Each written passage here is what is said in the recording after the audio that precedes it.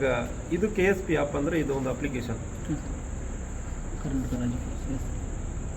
KSP app ಅಂದ್ರೆ ನೀವು ಹಾಕ್ತೀರಂದ್ರೆ so ಹಿಂಗೆ ಓಪನ್ ಆಗುತ್ತದೆ. ಸೊ ಮತ್ತು ಮುಂದುವರೆದು ಏನು ಇನ್ಫಾರ್ಮೇಶನ್ ಇಲ್ಲಿ ನೋಡಿ, ರಿಪೋರ್ಟ್ ಇನ್ಸಿಡೆಂಟ್ ಅಂದ್ರೆ ಬರ್ತದೆ.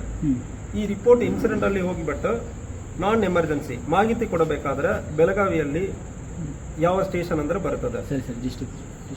ಸೊ ಉದಾಹರಣೆಗೆ ಈಗ ರಾಯಬಾಗ್ ಅಂದ್ರೆ ಅನ್ಕೊಳ್ಳಿ,